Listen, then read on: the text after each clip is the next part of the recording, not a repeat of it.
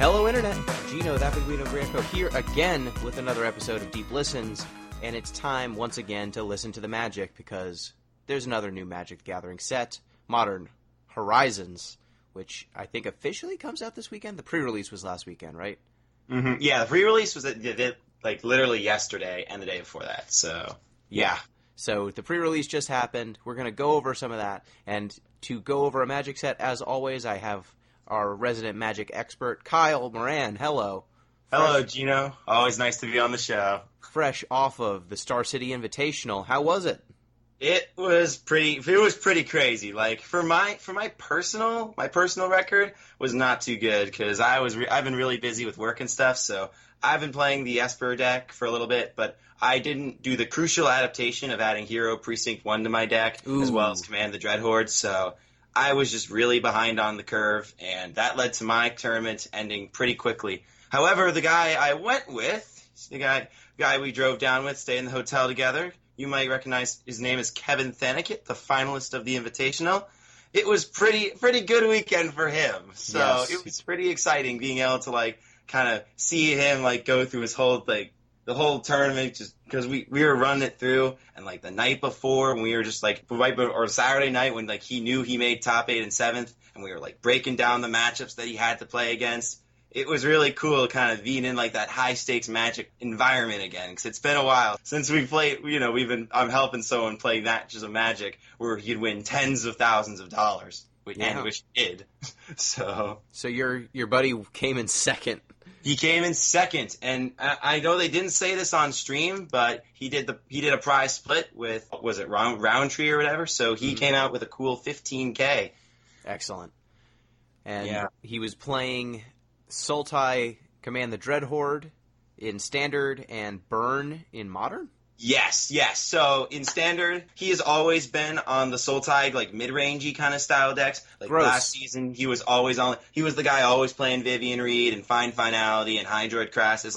Right when all that, he was even playing Green-Black back before, the Ravnica Allegiance came out. So he's a really dedicated mid-range grinder kind of dude. So Boo. Once they kind of figured out that, wait a minute, because when War of the Spark first came out, we're okay, Sultai can't really exist. But it's wait a minute, no, actually, Sultai can exist and be awesome, but we just have to adapt it a little bit. So once the list started coming out with the 4-color Dreadhordes, and we're these are kind of decent, but the 4-color Dreadhorde deck, the mana just seems terrible. So it's why don't we just try this cleaner? I think it was one of those young SCG grinder guys was playing the Sultai Dreadhorde, and we're we really like this deck. So Kevin we said okay, we should try this. Kevin took it for a mile like he always does, and he refined it down to a T. And he got rewarded for doing so. Yeah, and Sultai Dreadhorde is a really interesting deck. I would like to at some point talk about it, but it's an interesting Standard format right now.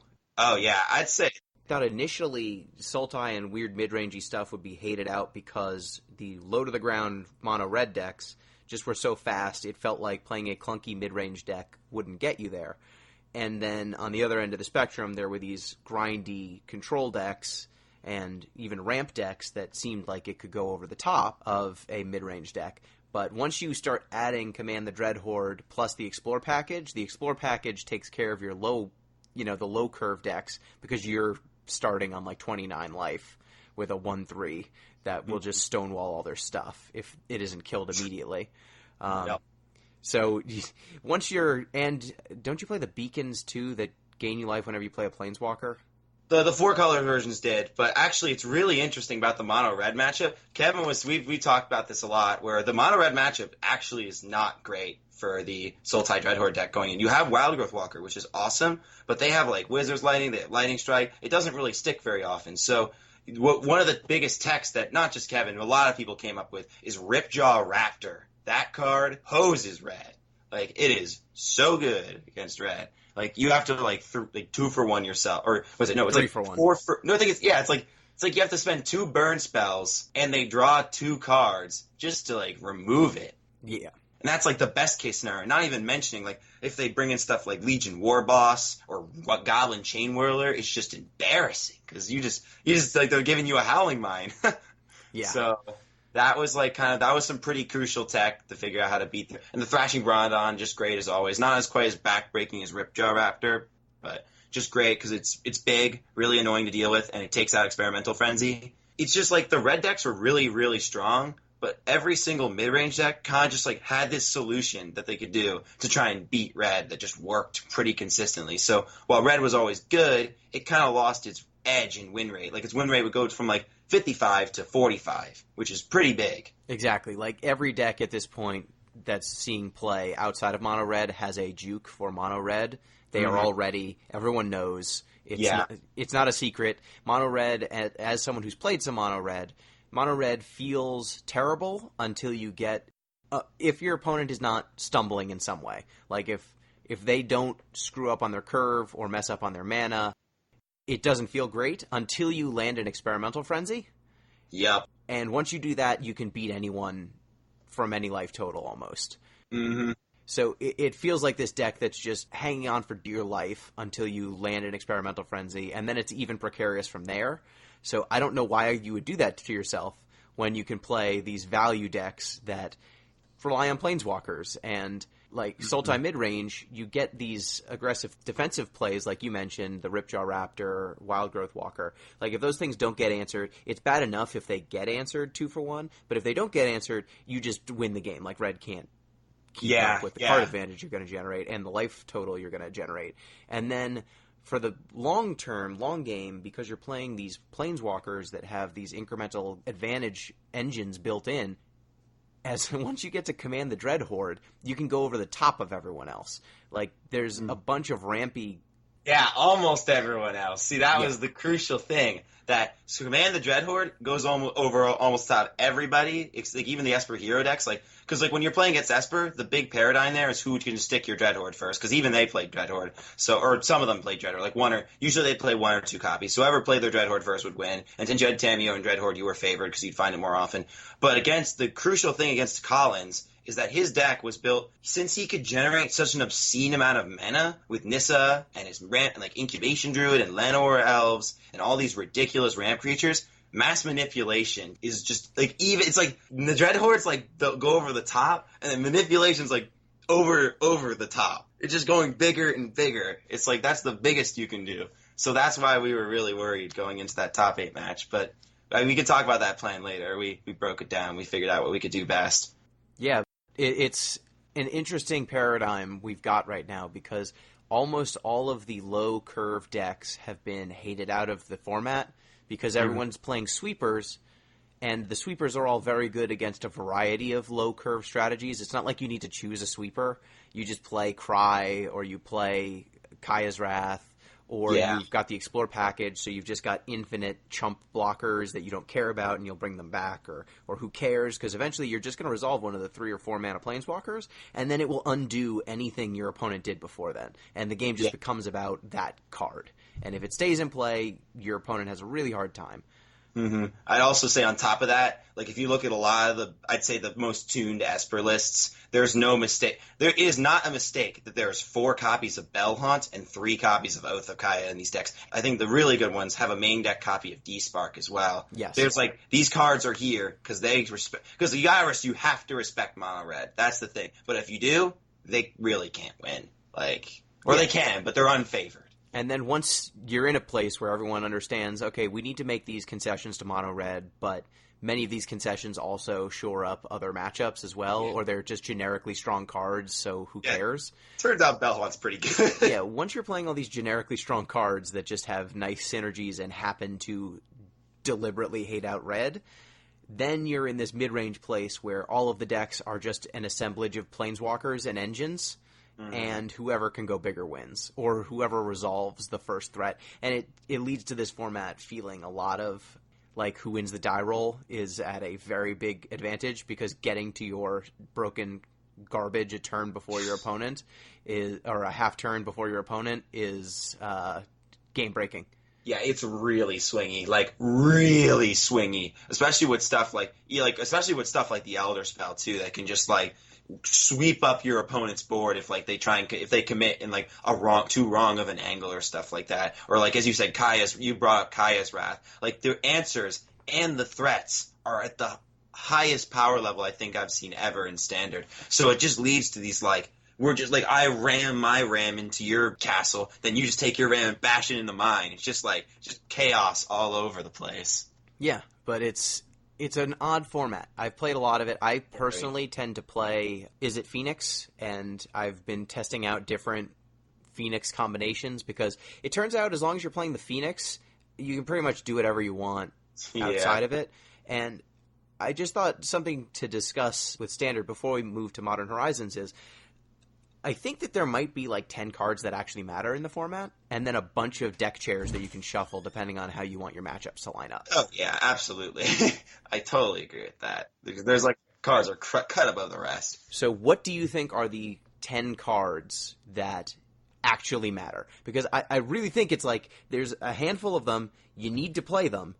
As long as you're playing one of them, you're fine. If you're not playing one of them, you're actively making a mistake. And then once you're at a place where you want to play one or two or however many you want to fit, the rest of it's just like make sure you don't get run over by mono red or skew towards what you think the meta is going to be any given week. Well, yeah, I'd almost say mono red has. I'd say Experimental Frenzy's in that 10 cards. I think that is one of like those pillars. Like I think Frenzy's the card in red. Absolutely. That's like their card. That's like their ticket into the big leagues, basically. Like the cards. It's always been great. I don't know exactly why, but it feels like it's just a lot better now. Maybe it's just a meta standpoint. I don't know. Like we already talked about why red isn't great now, but I just mean the card Experimental Frenzy feels stronger than it's ever been. I just think that now it's really pushed because you need to, like, games get to 4 mana all the time, and red needs Experimental Frenzy in a way that in seasons past they could have gotten away with just running your opponent over. Yeah, now you need it. Like, when it comes down, and it feels like people are also trimming negates and other, like, Mortify is not as good as it once was because people aren't playing Wilderness Reclamation, and people are trimming on counterspells because Teferi exists, and that's another card we'll have to discuss. Yeah, that's another one of those big ticket cards, if I had to guess. Because the answers to Frenzy are a little bit down, I think that makes Frenzy just all the more pronounced. Before it was kind of held in check. People knew to respect it and would make appropriate moves. I think red's the only playable aggro deck right now. Like mono white's is kind of like I know there was like one guy in the top 8 who had mono white, but it just kind of looked embarrassing. Like white can't ever beat the Dreadhorde deck. It really just doesn't have the tools to do it. Yeah, it's just so, like, red, like, cause I think the reason for that is, like, mono red aggro is the only aggro deck that has this tool in Experimental Frenzy to just, like, have this overwhelming advantage that all these decks kind of need to have in one way, shape, or form. Yeah, it's got a static card advantage engine in the way that a Planeswalker would be, except instead of giving you plus or a minus, it just gives you draw every card replaces itself. Yeah. Experimental Frenzy, definitely one of those cards. And as we kind of touched upon, Teferi Jr. and Senior, I think both make that cut pretty easily. Just like, honestly, probably Junior more than Senior. I think, like, Teferi, like, Senior's like, I don't know if I'll just call him Hero. I don't know. Whatever. You get the point. Hero, yeah. Yeah, like Teferi 5 Fairy or whatever, he's good. It's a very strong Magic card, but it feels like right now, well, the deck it's being played in is the Esper Hero deck. And in that deck, it's more of just kind of like a mid-range, kind of like go over the top kind of thing. It doesn't feel like it's like an integral part of strategy. It's just another good card. Teferi Jr., on the other hand, it warps what cards are playable and what cards are not. It single-handedly, I think, just not pushed completely out counter spells, but made the vast majority of counter magic just not great. And just like certain creatures, if a creature doesn't have like a way, if a creature isn't resistant to an unsummon, then you really got to think about why you're even playing it. It determines what people are kind of allowed to play in a certain sense. Yeah, I think you were dead on when we did our set review about Teferi, and I was a little bit skeptical because I thought... No, I didn't. I think I underestimated it a little bit, but I knew it was good. I thought it was powerful. I just thought that I didn't see how a format could skew this much to a card that, on its surface, a drag under with upside. Yeah. It turns out when your opponent doesn't get to play at instant speed and you do, that's disgusting. And there's a number of effects that your opponent... Like, I didn't think that, hey, Finale of Promise just doesn't work with Teferi in play. It does not. It just doesn't... It resolves and then does nothing. Like, there's a bunch of effects and cards that until Teferi's in play, you don't think, like, oh, right, I can't end of turn anything ever again until I kill this guy.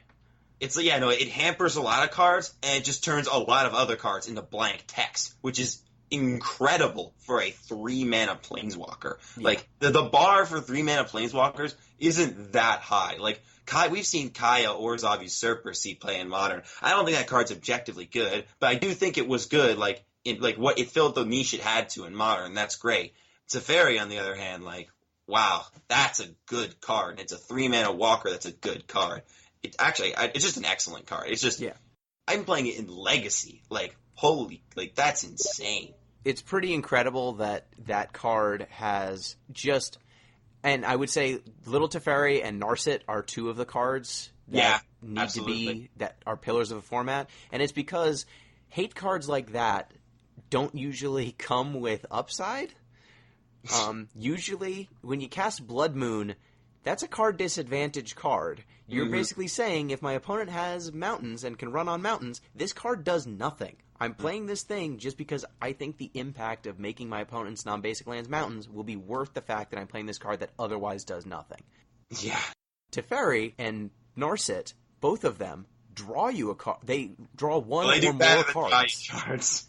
They draw you one or more cards. If their static ability did nothing, they would replace themselves. Yup. And better and replace themselves. Like, Narset is, like, using Narset twice is very analogous to casting Dig Through Time. It's not quite as good, but it's real close. Yeah.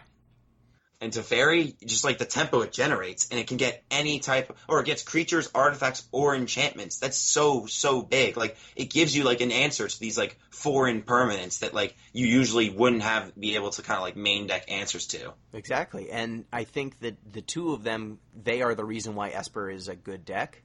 It's because it gets to play both of them. Yeah, I agree. The crazy thing about them is that they warp the format in such a way that you are incentivized to play them against people who are playing them. Like, Narset gets around Narset. And Teferi gets around. It's really weird. But I totally agree. It's just like, because you were talking about Blood Moon, and like the key difference in those cards is Blood Moon is used as a dedicated hate card. Teferi is a powerful card with like a side order of hate, you know? With like a side order of fuck your deck. Just get the hate like on top, like a cherry on top. And it's not symmetrical. Like, it's not. It's not. It's like the literal opposite of symmetrical, because you plus it and then your sorceries have flash.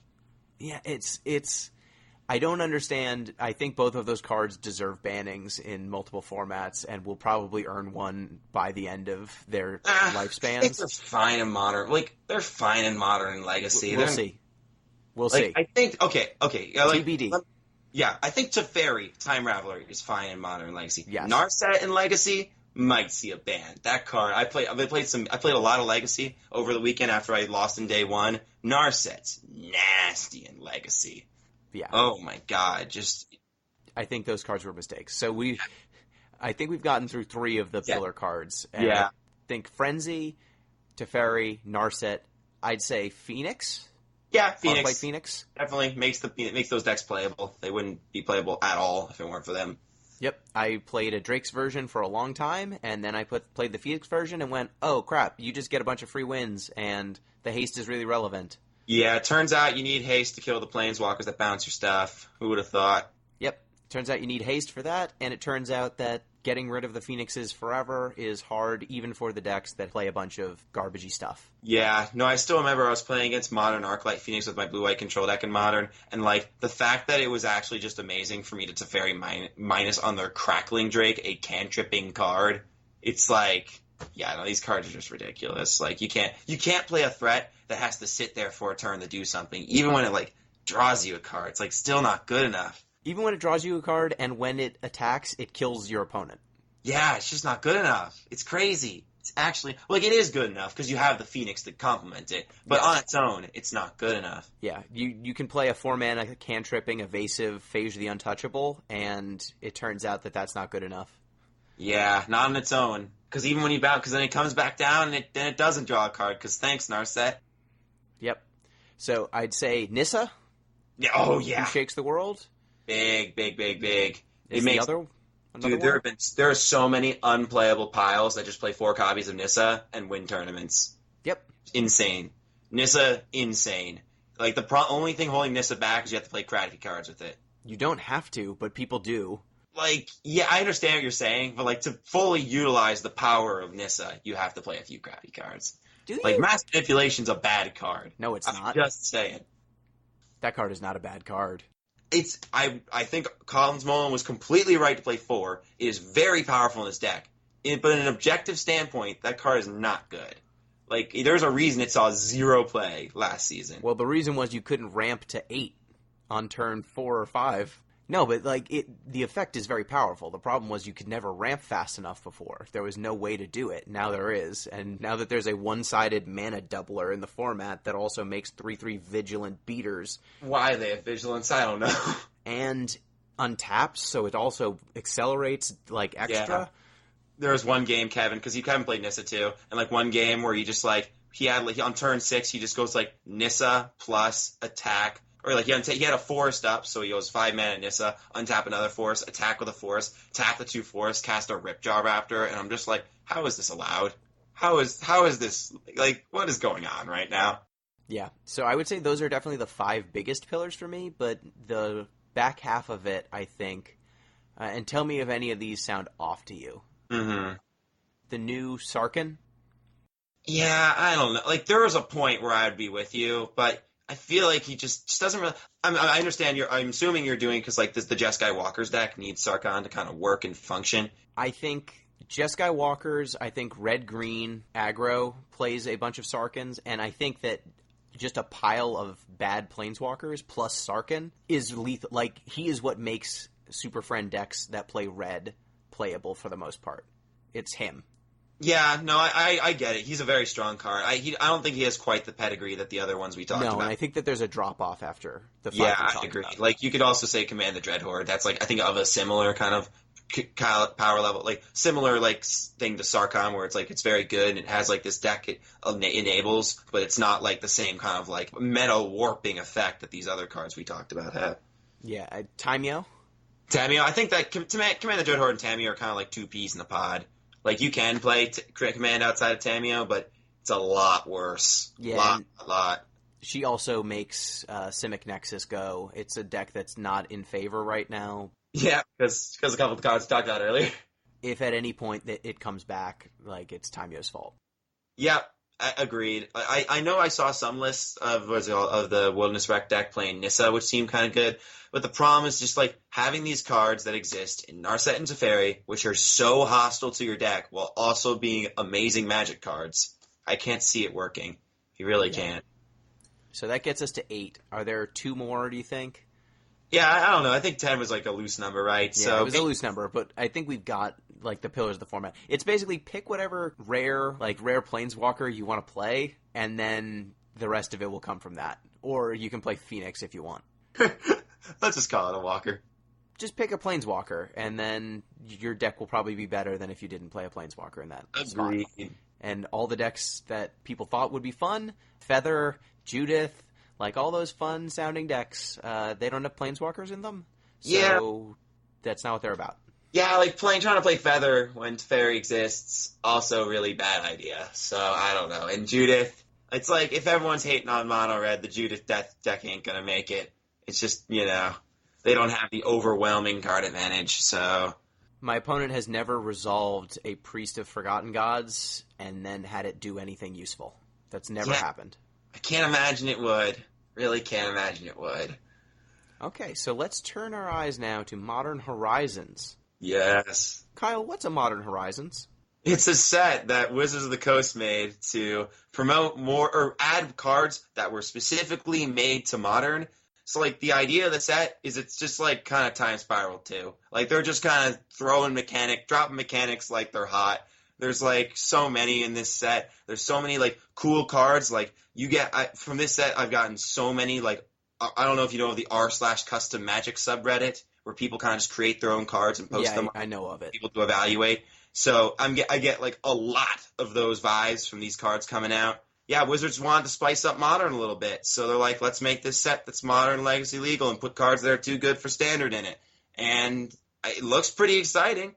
I'm not going to say I know exactly how Modern's going to change because of this, because there's a lot of very strong cards that haven't existed in Modern that are joining the fray, but Modern's pretty nuts right now, so... partially due to War of the Spark. So Yeah. Something that I think we had a discussion outside of the podcast, but I think I said War of the Spark might be the most powerful set they've released in Modern since New Phyrexia. yeah. And it might have broken Modern, but we're never going to know because Modern Horizons is coming out so soon afterwards that they might fix it before we notice that it's completely fucked. Yeah, no, it certainly could. There's no way to know for sure. So, I've been playing Blue-White Control Modern for a long time now, and I will say my deck has gotten a lot better with these new cards like Narset and Teferi. Still ridiculous in Modern. Gotta be nice to add Path of Exile to your standard deck.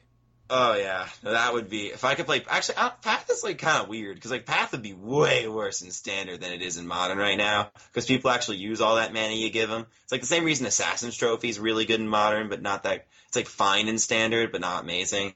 Oh, I just meant that the Blue-White control deck is basically sweepers from across Magic's history, and then the modern Planeswalker packet, standard legal Planeswalkers. No, honestly, the win conditions are just all the same. Plus Jace the Mind Sculptor, but Yeah, but somehow he's the worst of the Planeswalkers. Yeah, no, he is. I was actually about to say like if I had to cut one of the Planeswalkers, Jace would be the first one to go, which is pretty. If you told someone that 4 years ago, I think they wouldn't believe you. But here we are.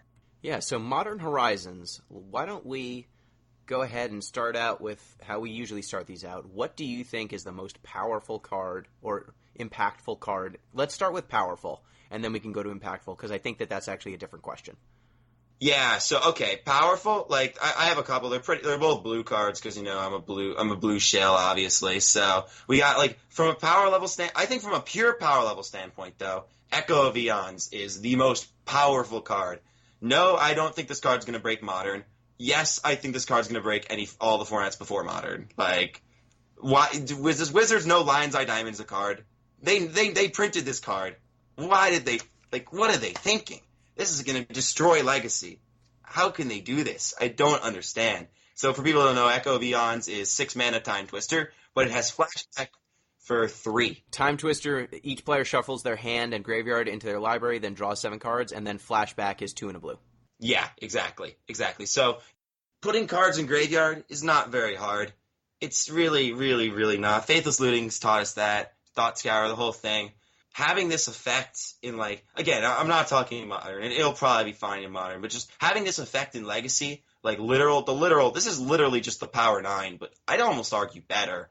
Just having this is gonna, I can't even imagine if people are gonna try and do this with Narset. Ugh, That's what I was gonna say. I wouldn't be so quick as to say it will be fine in Modern, because Narset into Echo of Aeons is messed up.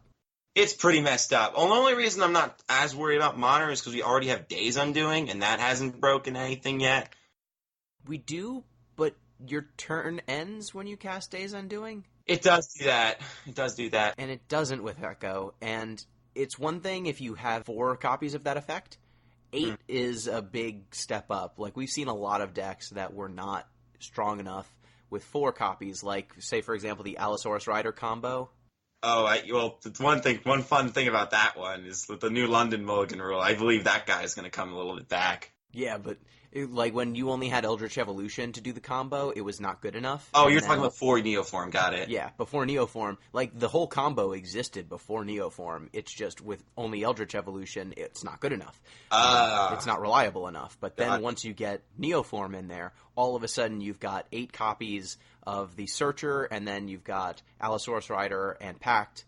So you've got 8 copies of the creature, and so now you've got redundancy. Yeah. If you don't have redundancy, then your 2-card combos tend to be shaky. That's why Saheeli Felidar is not a thing. Actually, funny you mentioned Saheeli Felidar. I honestly think that deck might make an uptick because of how powerful Teferi Time Raveler is in that deck, which is kind of funny. But one thing I would want to add to what your analysis there is, there is kind of a little bit of redundancy. It's not a good card, but Teferi's Puzzle Box is also another card that exists that's literally stupid with Narset. So the card is like, honestly, it's like at the beginning or at the end of your draw step, you take all the cards from your hand and you put them on the bottom of your library. Then you draw that many cards. So if you have a Narset, each player does this. So if you have a Narset in play, then you play a Puzzle Box. your opponent puts their hand on the bottom of their deck, get their draw step, and then they don't get a hand. So, like, we kind of have this kind of, like, it's not the same. It might not be good enough because Puzzle Box is a bad Magic card, but we do kind of have, like, duplicates. If that makes sense. Yeah, I think that there are definitely outs, but I think Echo of Eons, the flashback element, means that this can be played in decks that aren't necessarily just Narset decks. Like, if you were playing this in, say, for example, a Owling Mine deck, or if you were playing this in some sort of Is It Phoenix deck, like, you can do this just to rejigger your entire hand. Yeah. I think the fact you just ditch it and it's just amazing in the graveyard. Like, cards that are amazing in the graveyard have time and time again proven to be insane. Like, even stuff as innocent as Bloodghast has seen so much modern play. So, you know, it's hard to believe that something like this won't. Again, I don't know if it'll probably be fine in modern. Like, it might be a deck, it might be good. I don't think it's going to break modern, but good God, poor Legacy. Poor Legacy. It's a very dangerous print. Yeah, it's a dangerous. So if you're asking me what the most powerful card is, I feel like it's a disservice to say anything else. I think the most powerful card is Urza, Lord High Artificer.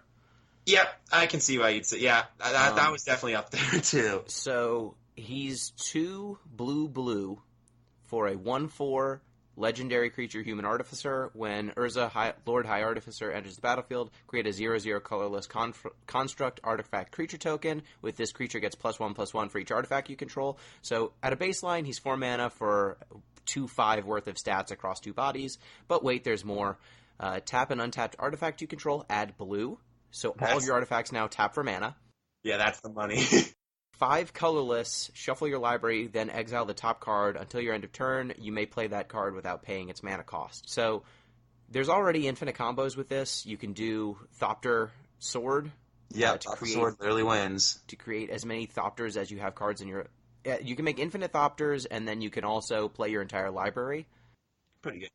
So that's a combo that you can do. But also, Urza, if you're playing him in like a Cheerios-style deck, or anything where you've got a bunch of just dumb eggs, just artifacts that are sitting in play doing nothing, he turns those decks that used to rely on things like SRAM and other weird nonsense to get value out of these artifacts into mana ramp. And he draws you cards, like he plays things. Yeah, no, Urza's really strong. Definitely for if we were focusing just on modern, I'd say Urza's definitely up there in like the strongest card, like most powerful card in the set, as you'd say. Ridiculously good. He's a 1-card engine. He can murder you with his construct if you're playing an artifact deck. He feels almost like Tolarian Academy, but a creature. Yeah, no, you like compare this card to a card like Master of Ethereum, which the construct is the same size of the Master, but instead of being a lord for all your artifacts, he just like makes all your artifacts into ramps, like not even creatures, all your artifacts in the ramps, and then also gives you something to do with all of that mana.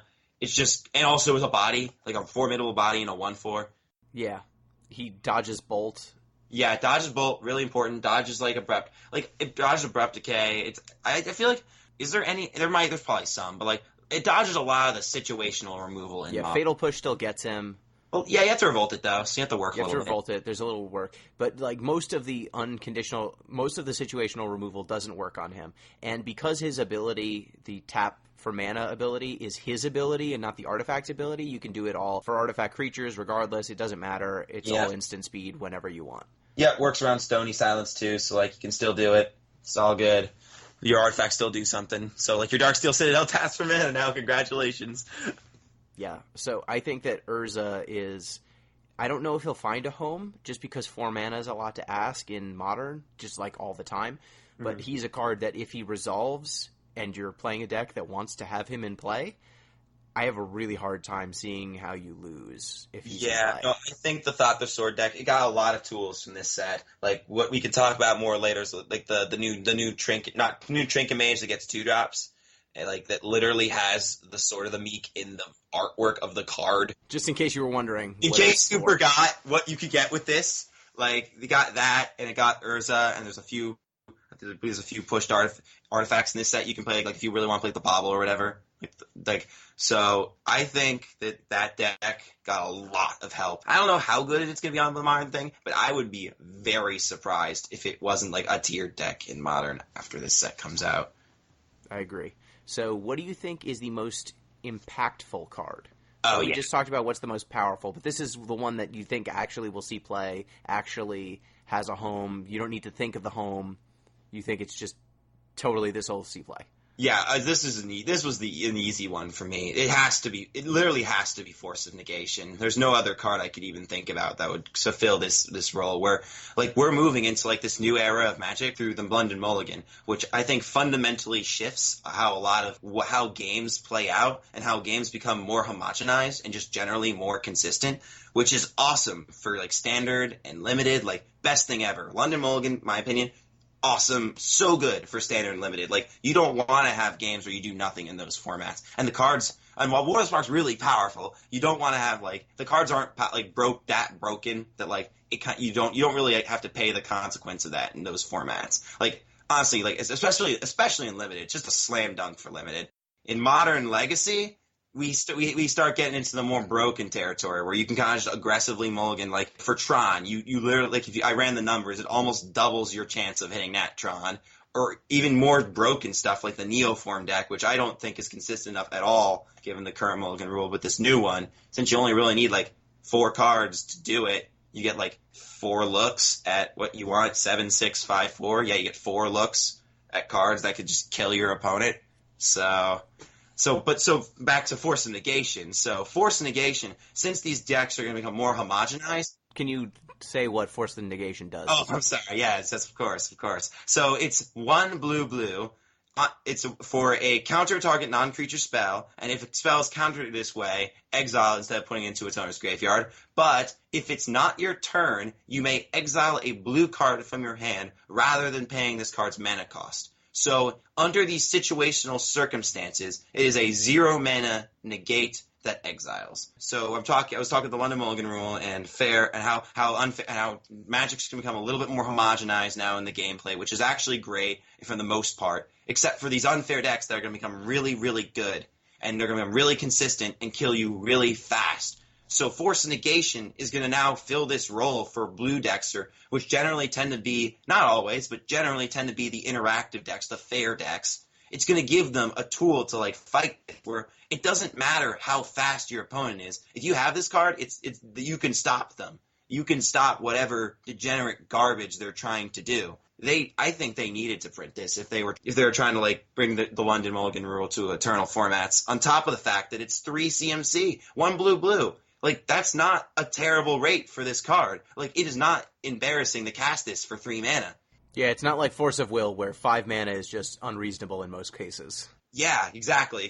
So, like, yeah, no, obviously it's not, it's overcosted. Like, if they didn't have the literal free, it would be unplayable. But it's not embarrassing if you have to do it. So, I think this is, like, fair decks needed it. So, I am very happy it exists. And it's also worded in a way that unfair decks can't take advantage of it because it only works on your opponent's turn. So if you're so you can't use it to protect your broken combo. You can only use it to stop your opponent from doing their broken combo. Unless you're playing ad nauseum and you do it on your opponent's end stuff, then all right, la-di-da, whatever, you did it. Or if your broken combo can be done on your opponent's turn. Yeah, sure, but those are rarer. They're a lot rarer, I would say. A lot rarer. Especially with Mr. Time Raveler running around, so... Yeah. Yeah, Force Negation. Like, I am so happy this card exists, especially as a control player with the London Mulligan rule coming in. Thank God. So for me, I think Force of Negation, really powerful. I think it's going to see play, definitely sideboard play, if not main deck play, but probably we'll see at least 1 or 2 copies in a main deck, at least to test it out. I think actually Seasoned Pyromancer... I think the card's very strong, yeah. ...is more certain to see play in main, like 4-ofs in main decks, because... It honestly feels like a grab bag card. It's just Mardu Pyromancer, the card. It's 1 red for a 2/2 human shaman. When he enters the battlefield, discard 2 cards, then draw 2 cards. For each non-land card discarded this way, create a 1/1 red elemental creature token. So if you have an empty hand, you still draw 2. So empty-handed, he's like a mini Bedlam Reveler. He gets you one fewer card, but when you cast him with a full hand or with cards in hand, he will be able to give you bodies for every non-land spell that you discarded, which, if you're discarding, say, a Lingering Souls, he will get you value for the act of discarding it. And then he has a second ability, 3 red, exile Seasoned Pyromancer from your graveyard, create 2 1/1 red elemental creature tokens. So he's effectively a Bedlam Reveler, a Young Pyromancer, and a Lingering Souls all at the same time. Oh, yeah. No, this card's good. This card's really good. I wasn't a believer of this card when I first read it, but I watched some games, like on the Star City Games versus Live, where they were, like, playing out this card, and this card looked incredible in those games. It just built you a board, 4 power spread across 3 bodies for 3 mana is obscenely good. When you have no cards in hand, it's just a divination with $1 million of upside.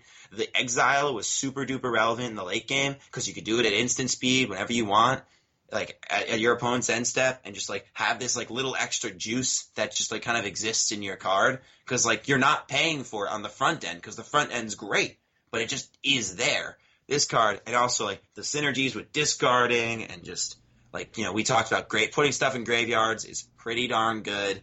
This card is gonna see play. Absolutely. Yeah. I would say even bigger, Bedlam Reveler and other cards that Mardu and other value kind of mid-rangey decks would play, red-based mid-range decks would play, they tended to get hit pretty hard when your opponent went after your graveyard. Like, you can't cast a Bedlam Reveler if your opponent's playing Rest in Peace. True, you're almost never going to be able to cast it. But Seasoned Pyromancer works through that stuff. It always gets you value. It doesn't care. It doesn't care what your opponent's doing. It doesn't care what your hand looks like. It will always make your hand better, and it will always give you value, which is something that almost all of the other cards, as someone who played Mardu, like Mardu Pyromancer is my modern deck of choice for the most part, you would feel it when the hate cards came in, and this card just ignores almost all of them except for Narset, because Narset should be banned. Oh, wait a minute. Wait, I didn't even think of that. Wow, this card gets hosed by Narset. Wow, okay. Well, you can still get the 1/1s. He will not draw you cards. Well, you have to discard. So you just mind rot yourself. You do, but you at least get 1/1s out of it. Like you do get the 1/1s, but wow. Bedlam Reveler just empties your hand. Like, yes, Narset hoses a bunch of stuff. Yes. Faithless Looting is also bad when Narset's in play. Like, the whole deck is bad. Yeah, Narset's good. More news at 12. Sure, all right. Fair enough. The whole deck is bad when Narset's in play. You need to kill Narset. You play Dreadbore. Yeah, no, that's like... Well, this card's, as I was saying, though, this card as a control player gives me fits, because I can't think of, like, a single good way just to cleanly answer this card. It has, like, value. No matter what, like, angle you come to attack this card at, it always generates value in some way, shape, or form. So, it's definitely going to be great. Yeah, that's kind of awkward against Narset. Like, it's definitely not going to... The card's still going to see play. It's still going to be great. But that's definitely a synergy that I didn't think of when I first saw this card, but is, I think, quite relevant. Yeah, I think that it will definitely see play. Like, if Mardu Pyromancer comes back, and I think it has the tools now to do that, it's because Seasoned Pyromancer is so good. But I also think Seasoned Pyromancer could easily slot into Jund. It could easily slot into a Phoenix deck of some kind if you wanted to. You can slot it into basically anything that wanted to play Faithless Looting. You could reasonably put in Seasoned Pyromancer as well. Yeah, let's bring back the Vengevines. Like, I know, like, the Faithless Lootings, like, the problem is the spells were too good, but now if we have good looting creatures, why not just play those? I don't know. Maybe. So, what do you think of the snow sub-theme? Do you think there's enough there for that to see a deck? Are you talking like a dedicated snow, like a deck that I am playing like all the snow cards and I want to like win using the synergies of the snow cards? Or are we talking like I'm going to put a bunch of snow basics in my deck so I can put On Thin Ice in my blue-white? I think that the On Thin Ice in blue-white is actually less relevant than some of the other cards. I think that most of the time, I would say that if you just put in Snowlands to play On Thin Ice, I don't think On Thin Ice is good enough to warrant that. But I think that you could definitely make a mid-range deck that plays a bunch of Snow Basics and Snowlands so that you can play Arkham's Astrolabe. Oh, sure. Yeah, the artifact. Yeah, I was talking a little bit about that in the Thought Restored deck earlier. I think the card's good. It's not like you're not I don't think it's like enough to like justify playing its own deck, but if you put a bunch of Snow Basics in Thought Restored, Like, you know. Yeah, I think that it's the best egg. Yeah. Like, just a dumb artifact that costs 1 that replaces itself and does a thing. Does literally anything. Like, Yeah. I think that could see play. I think that Dead of Winter is another one that could definitely see play. And I think Icefang Quaddle is close enough that if you're going to go to the trouble, that will get you there, because it's basically Baleful Strix with Flash if you can actually assemble, Voltron. It's like an Elvish Visionary at worst, so, that's With like flying. pretty... Yeah, with flying, yeah, and Flash. I think Death Touch is the only thing it needs for snow. So, Yeah. no, like, I just can't see, like, an actual snow deck being good. Modern, the bar for entry in Modern's so high right now. You need to be doing something real busted to, like, kind of enter the cool kids club, if that makes sense. Scrying Sheets doesn't do it for you? Your land sometimes drawing you cards? Not quite. Like Jace the Mind Sculptor's barely seeing Modern play right now. Like, I might even cut it. This is what I'm talking about. Modern's crazy right now.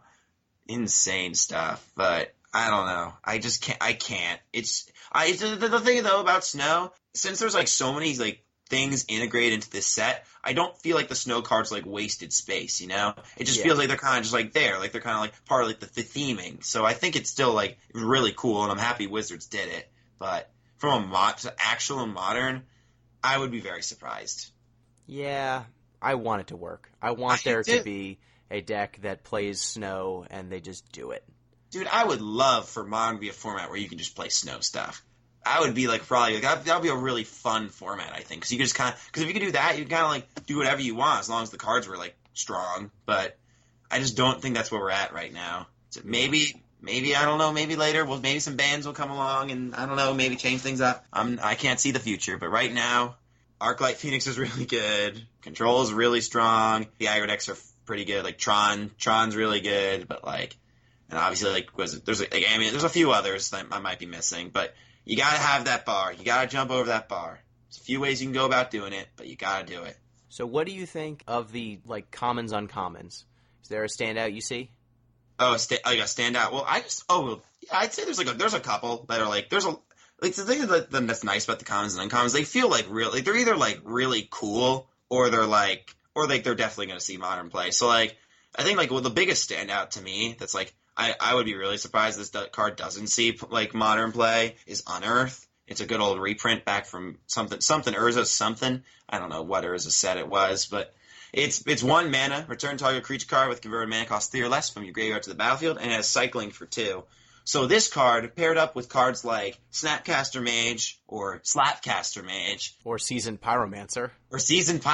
Yes, exactly. So paired up with these cards, you can just kind of make like this like really like grindy Grixis value deck, and you can also like kind of stay on par with like all the other decks, because in a deck like that, Surgical Extraction is insane, and since Surgical Extraction is already a generally insane card right now, the fact that you can just like play this insane card that's made even more insane in your deck would be awesome.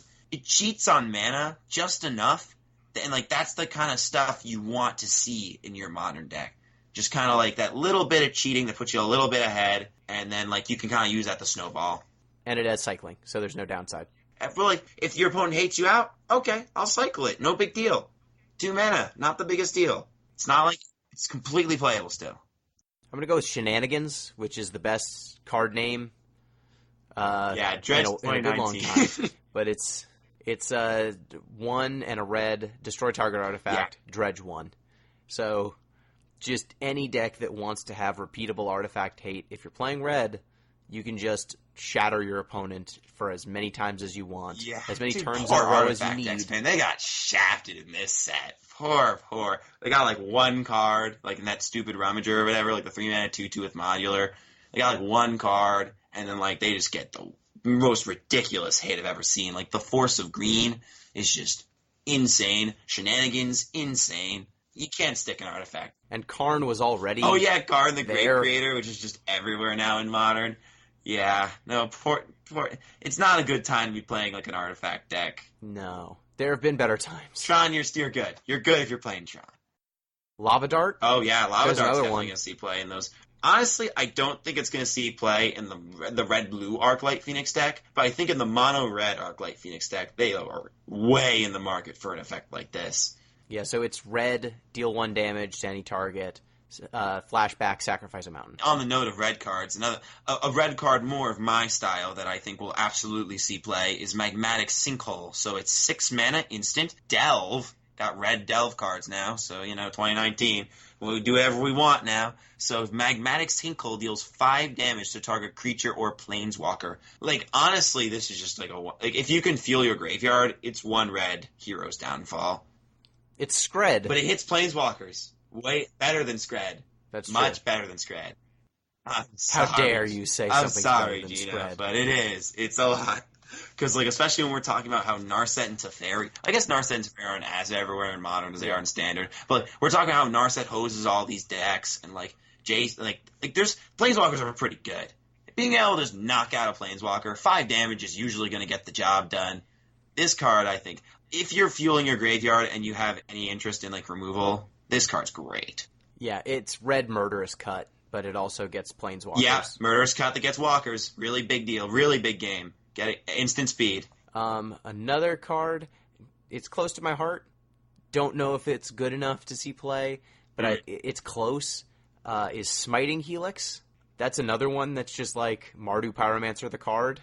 Yeah, no, that's one of those, it's one of those things. I love the card, the way it's designed, where they're like, here's an effect that exists in black and red-white at the same time, but only in these 2 weird color combinations, and we costed it accordingly, but at the same time. So it's 3 and a red, deal 3 damage to any target, and you gain 3 life, and then flashback. 3 and a black. Oh, sorry, 3 and a black.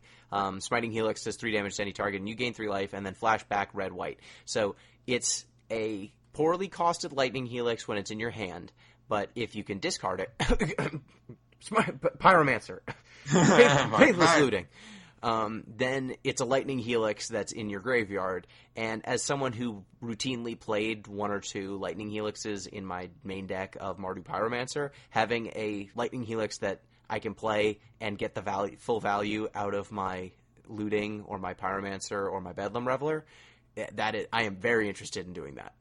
Yeah, this is the kind of looting decks that I want to see, because they're fair decks. They use looting as a good card advantage to put yourself a little bit ahead of your opponent. This is that's the nice kind of looting. I feel like the kind of looting decks we see nowadays are the kind of put 2 Phoenixes in the yard and then bop you for 6. That's too much, man. It's a much more fair kind of looting. I can get behind that. That would be awesome if we could do that in Modern. Yeah. Yeah, no, I'm all about that. Would be great if Pyromancer became a deck again. I always enjoyed playing against it because it was just a nice, fair game of Magic. They gave him a lot of tools. They gave him a ton of tools, so we'll see. One card that I don't know if it'll see play, Cloud Shredder Sliver. Oh yeah, oh dude, I've spent too much time thinking about slivers in Modern. I can give you my whole spiel, but I've been doing a lot of thinking about Cloud Shredder Slivers. Great and all, cool, very good for slivers. It's red, awesome, white. awesome. It's Lightning Helix for 1/1 sliver creatures you control have flying and haste. So it gives slivers the 2 abilities that are most, other than maybe Shroud or Hexproof, the 2 most important abilities a sliver can have. It's evasion and haste, and usually a lot of the playable slivers also have tap abilities, so Cloud Shredder just lets you use them immediately. Yeah, it's an excellent sliver. If his sliver's going to see play, this card is absolutely going to be a 4 of. Easy, slam dunk 4 of, obviously. But yeah, no, if they reprinted Crystalline Sliver though, God, yes, that would be bad. Don't do that. That would be gross. But yeah, the reason I've been thinking so hard on slivers, Cloud Shredders are, again, as I was saying, great 4 of, obviously, slam it, dunk it, high five your friends, all that stuff. But the reason I've been thinking about slivers so much this set is the first sliver. So it's Wooburg for a 7/7 with Cascade. It's obviously a sliver, and sliver spells you cast have Cascade. So this card's pretty weird, because most cards that give other cards Cascades, or I guess I should say the one other card that's giving cards Cascade is Yidris Maelstrom Wanderer, but the difference between that and this is Yidris had a clause or whatever where it only cascaded once. This gives you the whole waterfall. You go all the way down. When you cast one sliver, it cascades into another sliver, then that sliver cascades into another sliver, etc., etc. So that leads into an interesting deck building space where you can put stupid 0-costed spells in your deck. You will always 100% of the time hit due to the nature of cascading slivers. So Yeah. you could put something like Ancestral Visions. So like every time you cast a sliver, it has an Ancestral Recall stat stapled onto it.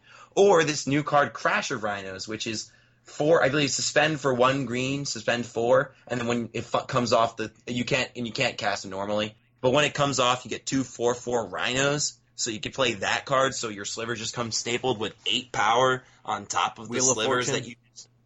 Yeah, Wheel of Fortune. You could staple a Wheel of Fortune on your sliver. So, and you could power this out really fast because you have Gemhide Sliver and you have Mana Weft Sliver, which is essentially Gemhide Sliver with a different name. You could kind of just like snowball your opponent out of the game really fast. And you get the Sliverland.